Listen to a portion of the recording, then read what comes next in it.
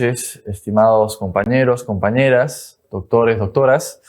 Mi nombre es Rafael Chanjan Documet y en esta oportunidad voy a compartir con ustedes algunos alcances dogmáticos, jurisprudenciales en torno a los delitos de peculado, principalmente vinculado con también la malversación de fondos, y el delito de tráfico de influencias, ¿no? En la medida en que este es un curso vinculado con delitos contra la administración pública, sin lugar a dudas, esas tres figuras penales, estos tres delitos cobran especial relevancia en nuestro medio, no solo por su incidencia en nuestro contexto nacional, sino también por diversos casos emblemáticos que se han podido tratar en nuestra jurisprudencia peruana, ¿no? Vinculados con casos de corrupción, casos vinculados incluso con organizaciones criminales, ¿no?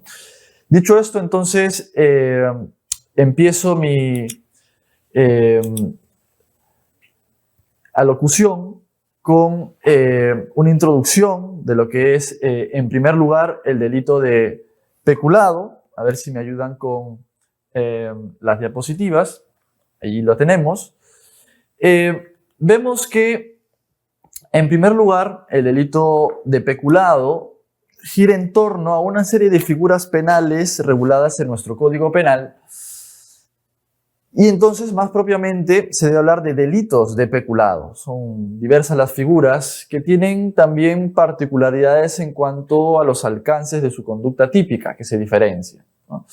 Entonces tenemos, por un lado, el denominado delito de peculado doloso del artículo 387, primer párrafo del Código Penal. Luego, por otro lado, tenemos el peculado culposo o imprudente, así denominado, vinculado con el artículo 387, tercer párrafo. Y por último, el delito de peculado de uso, regulado en el artículo 388 de dicho código, ¿no?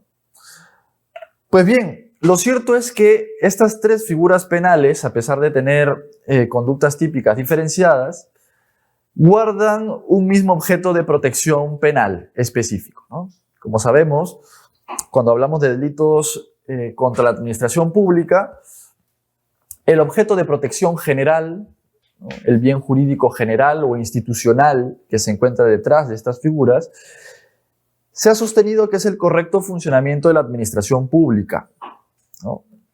Digamos, entendido en sentido dinámico como el correcto desempeño de la función pública, ¿no? Eso es lo que está detrás de las figuras penales, en la medida en que se busca que la prestación de los bienes y servicios por parte del Estado lleguen a la ciudadanía, pues, de manera eficiente e igualitaria, ¿no? Es decir, que se cumpla adecuadamente con la finalidad prestacional del Estado. Eso es lo que está detrás, la ratio legis o razón político-criminal que se encuentra detrás de la incriminación de estas figuras vinculadas con la corrupción, ¿no? Pero cuando hablamos específicamente de los delitos de peculado, han habido posiciones diversas respecto del bien jurídico específico, ¿no? Que es el que va a marcar, por ejemplo, el momento de consumación del delito, que es el que marca también la posibilidad de interpretación teleológica de las figuras penales, ¿no? Y entonces, en un primer momento podemos hallar una primera posición de corte, uno podría decir, más vinculada con deberes o principios de la función pública, que establece que el objeto de protección lo constituye la fidelidad o probidad en el manejo de los fondos públicos que debe tener todo servidor del Estado, ¿no? Es decir, se trata de una protección de esos deberes de honradez, de probidad, ¿no?, que debe guiar la actuación de los funcionarios públicos, plasmados, por lo tanto, en determinados principios, deberes que están en normas administrativas, ¿no?, y que regulan la relación funcionario público-Estado, ¿no? Por otro lado, tenemos una segunda posición de corte más patrimonialista, que establece que el objeto de protección es el patrimonio en sentido tradicional, es decir, en sentido económico. El peculado, las figuras de peculado, por lo tanto, intentarían proteger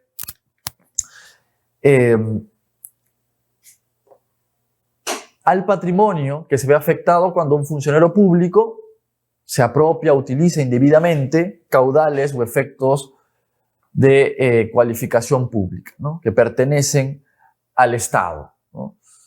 Esa pérdida contable que sufre el Estado, ¿no?, esa pérdida económica que sufre el Estado cuando un funcionario público da mal uso a los caudales o efectos públicos, marcaría de alguna forma la consumación de estos delitos, ¿no?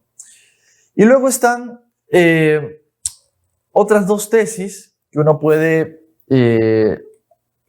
mencionar, más modernas, si se quiere, que establecen que el objeto de protección es el patrimonio también, pero en un sentido distinto al tradicional, es decir, el patrimonio público en un sentido funcional, entendido más como la protección de la correcta gestión del patrimonio público, ¿no? Es decir, el objeto de protección no se centra en la pérdida contable que sufre el Estado cuando un funcionario público se apropia o malutiliza caudales o efectos, sino más bien en que el Estado pierde la posibilidad de darle el fin adecuado a esos caudales, a esos efectos públicos, ¿no? Es decir, se pierde la posibilidad, la disponibilidad de darle la finalidad pública para la cual fue asignado ese determinado bien de naturaleza pública, ¿no? Bajo este concepto, entonces, no será relevante tanto apreciar una afectación contable, ¿no?, al patrimonio del Estado, ¿no? Y esto tiene repercusiones, vamos a ver luego, en el entendimiento de el momento de consumación, pero también de algunos elementos del tipo penal de peculado, como vamos a ver a continuación. Y por último está esta posición, esta tesis que establece que el objeto de protección es dual. Digamos, se trataría de un delito pluriofensivo, en virtud del cual se protege, por un lado, tanto deberes de fidelidad, de correcta administración, de honradez que debe tener el funcionario público, pero también, por otro lado, intereses patrimoniales del Estado respecto de los bienes que administra un servidor, un funcionario público, ¿ya? Vamos a ver que de todas estas tesis, nuestra Corte Suprema ha suscrito la última posición que yo he mencionado. Es decir, ha suscrito en el acuerdo plenario de la Corte Suprema 4/2005 que el delito de peculado es pluriofensivo, de tal forma que, por un lado, se intenta tutelar el principio de no lesividad de los intereses patrimoniales de la administración pública, pero también, por otro lado, se evita el abuso de poder del funcionario público, quien quebranta con esta conducta delictiva ciertos deberes funcionales de lealtad y probidad en el manejo de los recursos públicos, ¿no? Pues bien, entrando entonces ahora al análisis dogmático del artículo 387, es decir, la figura penal de peculado doloso del primer párrafo, vamos a ver que la redacción dice lo siguiente, ¿no? El funcionario servidor público que se apropia o utiliza en cualquier forma para sí o para otro caudales o efectos cuya percepción, administración o custodia le estén confiados por razón de su cargo, será reprimido con pena privativa de la libertad no menor de 4 ni mayor de 8 años, además de determinada inhabilitación y también días multa. Vamos a ver entonces en qué consiste esta figura penal del peculado doloso, que se diferencia, como hemos dicho, del peculado culposo o imprudente que está en el tercer párrafo. El sujeto activo aquí, definitivamente, es un funcionario público, es un delito especial, ¿no? Debe ser un funcionario o servidor público que se apropia o utiliza caudales o efectos que tiene en administración, percepción o custodia por razón de su cargo, ¿no? Vamos a ver que hay una particularidad en el delito de peculado porque además se requiere una competencia especial, ¿ya? Sí, tiene que haber una vinculación especial entre el funcionario público y el objeto material del delito. Sobre esto vamos a detallar más adelante. Y por supuesto, el sujeto pasivo del delito es el Estado, que representa de alguna forma a la sociedad, ¿no?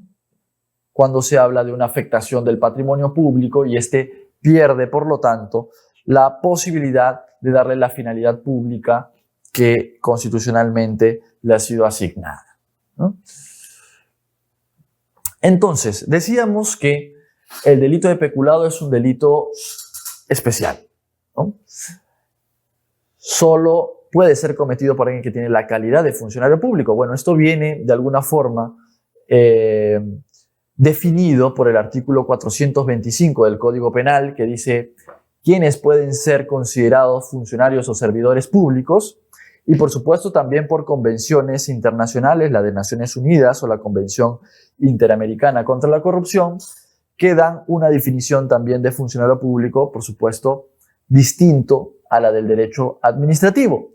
Pero en el caso particular del delito de peculado, se dice que el funcionario público debe tener una competencia especial sobre los bienes públicos que son objeto material del delito. Esto quiere decir, por lo tanto, que hay una relación especial de este funcionario público por razón de su cargo, que le da una posibilidad de administrar, de custodiar o de percibir estos bienes que son caudales o efectos públicos, ¿no? Debe entenderse, por lo tanto, esta relación con los bienes públicos no solo como una relación en la cual se tiene una posesión inmediata o un servidor de la posesión inmediata, fáctica, cercanía fáctica con el objeto material del delito, ¿ya? Y esto es así, ¿por qué? Porque puede tratarse, como lo ha dicho nuestra Corte Suprema en un acuerdo plenario, en el acuerdo plenario mencionado 4/2005, que la relación que puede haber entre sujeto activo y objeto material del delito puede marcarse por una disponibilidad jurídica. Quiere decir, una relación que no necesariamente es fáctica, ¿no? Puede tratarse de un funcionario público que no tiene cercanía fáctica con ese caudal, por ejemplo, con la administración o percepción de una caja chica de alguna institución pública, ¿no? O la administración directa de las cuentas de una entidad pública, pero sí que tiene el poder normativo de disponer de ellos a través de determinadas actuaciones normativas, aprobación de normas, por ejemplo, que van a tener un impacto en la disposición de estos activos, de estos fondos públicos, ¿no? Por lo tanto, la doctrina ha entendido de manera más amplia esta relación, no solo como una relación de posesión, sino de dominio en general, dominio fáctico, pero también un dominio jurídico, ¿no? En los términos del acuerdo plenario, disponibilidad fáctica, pero también disponibilidad jurídica de los bienes públicos sobre los cuales recae o debe recaer la acción típica de apropiación o de utilización ilícita, ¿no? Como vamos a ver a continuación. Por lo tanto, el acuerdo plenario expresamente, y cito aquí lo que señala la redacción de este pronunciamiento de la Corte Suprema, dice que es suficiente que el sujeto activo tenga la llamada disponibilidad jurídica, ¿no? Es decir, aquella posibilidad de libre disposición que en virtud de la ley tiene el funcionario servidor público, ¿no? Pero debe tener, por lo tanto, competencia funcional específica, ¿no? Vamos a ver sobre esto que recientemente nuestra Corte Suprema incluso ha dado un matiz, si se quiere, ha dado una reinterpretación a este término de disponibilidad específica, porque incluso ahora se habla de una competencia general también que puede generar una relación válida entre sujeto activo y caudal público para los efectos del delito de peculado, ¿no? Pero el 387 dice claramente que esta relación de dominio debe materializarse de tres formas, ¿no? Con la percepción, con la administración o con la custodia. ¿Qué se entiende por estos tres tipos o manifestaciones de relacionamiento que tiene el sujeto activo con el objeto material del delito?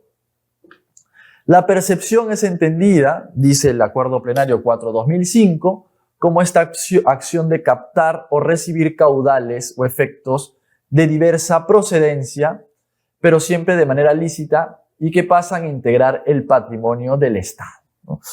Por percibir, entonces, se entiende, por ejemplo, aquel funcionario público que es encargado de recibir, que por ejemplo trabaja en la caja o en la tesorería de determinada administración pública y que se encarga de recibir dinero de privados en representación del Estado, en representación de la administración. Vamos a ver luego que esto también es importante para saber cuándo se empieza a calificar un activo, un bien, como público y deja de ser privado, ¿no?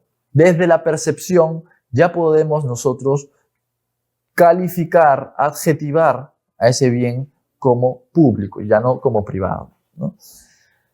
Custodia, que es pues esta conducta de protección, de conservación, de vigilancia del caudal, del efecto público, ¿no? No supone ninguna de estas dos, ni la percepción ni la custodia, márgenes de discrecionalidad a la hora de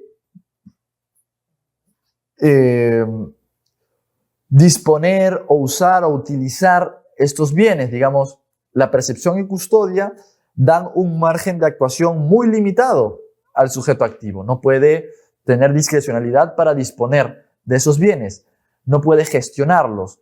Algo que sí se genera con la administración, que es la tercera forma de relacionamiento del sujeto activo con el objeto material. En estos casos, aquí sí hay una conducta que implica actividades de gestión, de manejo, de conducción de dichos bienes públicos. Por lo tanto, se tiene la potestad de disponer de ellos también, de gastarlos, de venderlos, de utilizarlos de acuerdo a determinados márgenes de discrecionalidad, ¿no? Es un marco de actuación mayor el que se tiene aquí. Cualquiera de estos tres puede dar lugar a esa vinculación especial que hemos dicho que debe tener el sujeto activo respecto de los bienes públicos que administra, ¿no? Esto además recientemente ha sido ratificado, reafirmado por nuestra Corte Suprema en un pronunciamiento que yo menciono allí, el recurso de nulidad 2124/2018 Lima, en la que claramente se establece que el agente debe tener una disponibilidad del bien dentro de su órbita funcional, la misma que puede suponer una disponibilidad o custodia jurídica, ¿no? Lo importante es que medie un nexo funcional, ¿no? Y esto es importante sobre todo cuando uno evalúa las eventuales responsabilidades penales que se pueden tener respecto de funcionarios públicos de una jerarquía mediana o alta. Es decir, por ejemplo, titulares de pliego, titulares de entidades públicas o funcionarios de alto rango, gerentes generales, por ejemplo, ¿no? Que ciertamente no tienen una inmediatez en la administración de ciertos bienes, pero sí por su ascendencia y jerarquía dentro de la administración, a través de la potestad de generar, por ejemplo, determinadas normas jurídicas dentro de la institución pública, tienen la posibilidad de incidir sobre la disposición de determinados bienes, de determinados fondos. Esto es lo que materializa de alguna forma la disponibilidad jurídica. La Corte Suprema aquí está diciendo que puede ser también considerado sujeto activo del delito de peculado, incluso esos funcionarios públicos que tienen disponibilidad solo jurídica, siempre que hubieran tenido el deber de actuar en algún eslabón del acto complejo, ¿no? Que puede suponer la disposición de ciertos bienes, porque pueden intervenir muchos funcionarios dentro de una cadena y jerarquías. La administración pública es una organización altamente jerarquizada por autonomacia, por su propia naturaleza, y esto, por lo tanto, genera también que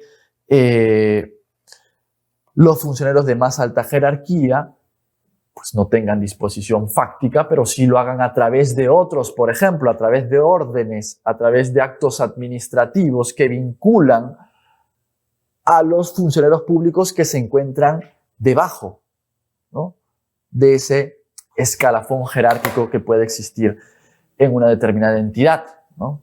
Piénsese, por ejemplo, en el escalafón o en la jerarquía que puede existir en un gobierno regional, en un gobierno local. Gobernador regional, ¿no?, o alcalde, teniente de alcalde, ¿no?, miembros, por supuesto, del Consejo Municipal, gerente general, gerente de infraestructura, subgerente de infraestructura, funcionarios que trabajan dentro de una subgerencia.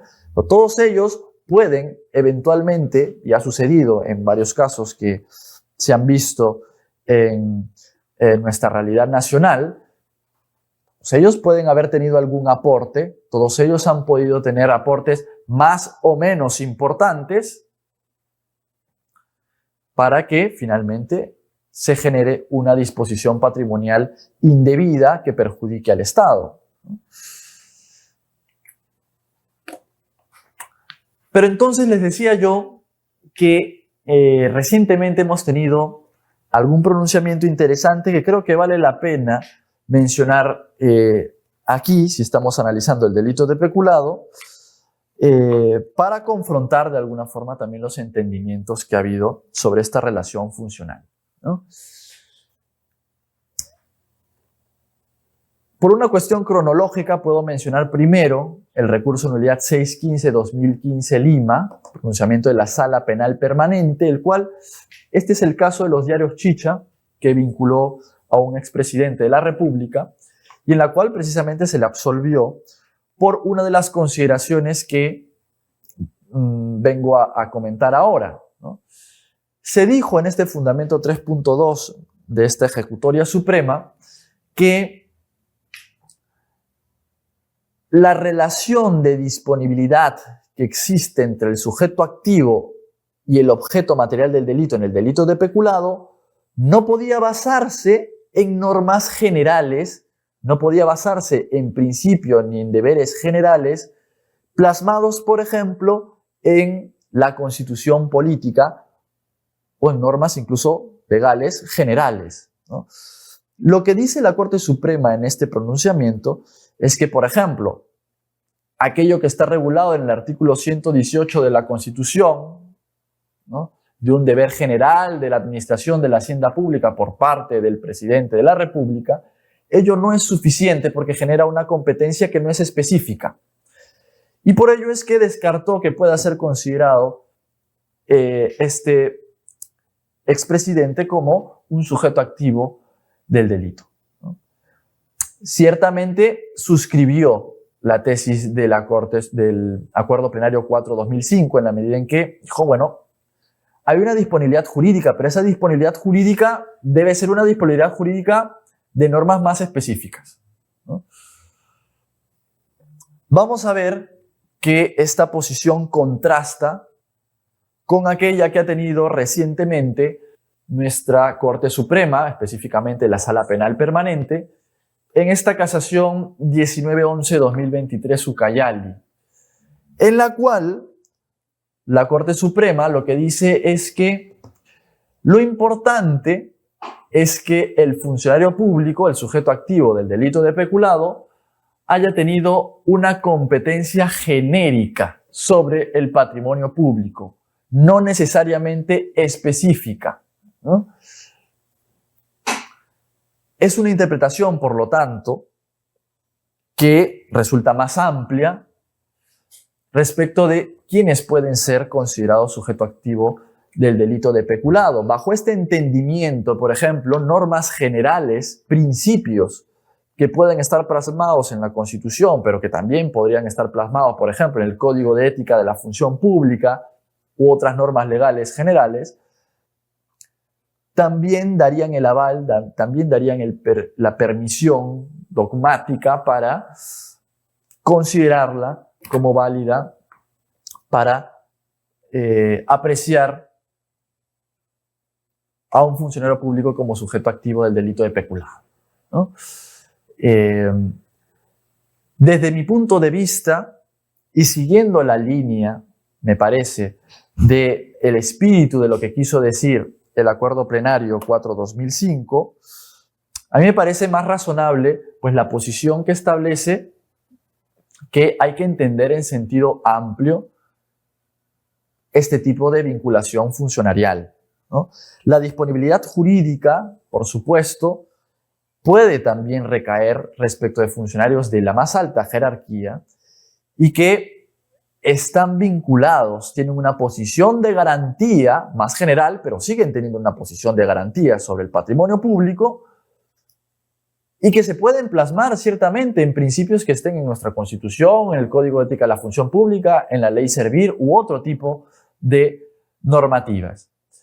Más aún cuando vemos que en muchos casos que han llegado a nuestros tribunales, funcionarios públicos de la más alta jerarquía fácticamente han tenido intervención, han tenido injerencia en determinados procesos vinculados con la disposición de patrimonio público, ¿no? Y esto entonces, por supuesto, genera que se les pueda considerar como sujetos activos también del delito de peculado. Pues bien, lo siguiente que merece la pena analizar es la conducta en estricto, la conducta típica que regula el delito de peculado doloso, ¿no? Se dice que el verbo rector en el artículo 387 del Código Penal es la apropiación o la utilización de caudales o efectos públicos. Nuestro delito de peculado doloso no ha hecho ningún matiz abstracto, por lo menos en la penalidad de el peculado doloso, es decir, no ha hecho una diferenciación en cuanto a apropiación o utilización, ¿no? Tienen ambos la misma penalidad abstracta, lo cual no significa que el juez, desde mi punto de vista, no deba atender en virtud pues, del principio de proporcionalidad y de lesividad, que una conducta de peculado de apropiación es más gravosa y merece una mayor sanción, en principio, que una conducta de peculado de utilización indebida, ¿no? Vamos a ver a qué nos referimos con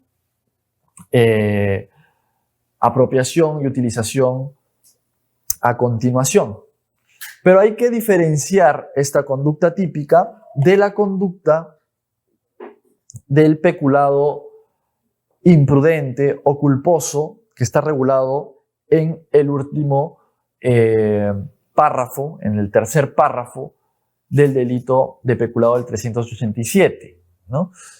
Y esto es así porque en el delito de peculado culposo o imprudente vamos a ver que la conducta típica viene marcada por el dar ocasión a que otra persona sustraiga los caudales o efectos del Estado.